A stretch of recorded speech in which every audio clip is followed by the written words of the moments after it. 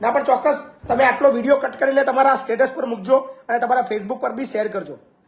આપણે હમણાં અહીંના એમએલએ અત્યારે મહિલા ચૈતરસિંહ વસાવા લાગે છે. આપણે ચૈતરસિંહ ઝાલા આપણે પાદરા અને ધારાસભ્ય છે ને ચૈતન્યસિંહ, હા ચૈતન્યસિંહ એમને વાત કરો, રજૂઆત કરો ને. શું કે છે? રજૂઆત સાહેબ એવું છે કે જે પાદરા જઈએ છે ને ત્યાં સુધી તો આ લોકો આ શું કહે છે, એક બે દિવસ માં તમને હવે જાણ થાય ને તો એક બે દિવસ એ લોકો થાય થોડું ઢીલું થાય પણ એ તો બંધ તો થાય જ નહીં. આ વિડીયો દિવસ જ એ લોકો બંધ કરે આ વિડીયો કટ કરજો. સાંભળો, આ વિડીયો છે ને ડાઉનલોડ કરજો, કટ કરજો અને કટ કરીને ગામમાં રહેવાનું છે. ફરતો કરો. હું એટલો વિરોધ કરું ને તો ગામ વચ્ચે હોતી આ લોકો મારે એવા છે. ગામ વચ્ચે ઉભો રાખી મારે છે.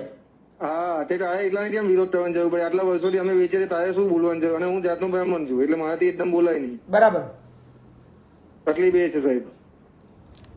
પણ સારી વસ્તુ છે, તમે નિડરતાથી બોલી રહ્યા છો અને રજૂઆત કરી છે. કદાચ તમારો આ વિડીયો એ તંત્ર સુધી પહોંચે, સ્થાનિક ધારાસભ્ય સુધી પહોંચે, નેતાઓ સુધી પહોંચે અને પોલીસ સુધી ખાસ પહોંચે અને સીપી સુધી પહોંચે, બધા લોકો જુએ, ખબર પડે કે આ જગ્યાએ દારૂ મળે છે. જે ભાઈઓની જે રજૂઆતો આવી રહી છે, કારણ કે આ બધું કોઈ મીડિયા નહીં બતાવે. બહુ બધા પત્રકારો છે જે ટૂંક લઈને કેમેરા લઈને નીકળી જાય છે.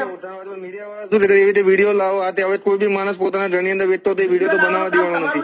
હવે છુપી રીતે એમને એવું કહો, વિડીયો લેવાનું કામ તમારું છે. તમે કેમેરા લઈને રખડો છો, અમે નથી રખડતા. અમે સ્થાનિક પ્રજા છીએ. અમે તો તમને ખાલી રસ્તો બતાવશું કે આ જગ્યાએ વેચાઈ રહ્યો છે, તમે શોધવા જાઓ.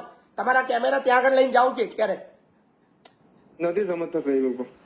ના પણ ચોક્કસ તમે આટલો વિડીયો કટ કરીને તમારા સ્ટેટસ પર મૂકજો અને તમારા ફેસબુક પર બી શેર કરજો. ચોક્કસ એની અસર થશે, કઈક અસર થશે. કારણ કે લાખોની સંખ્યાની અંદર આવા જે વિડીયો વાયરલ થશે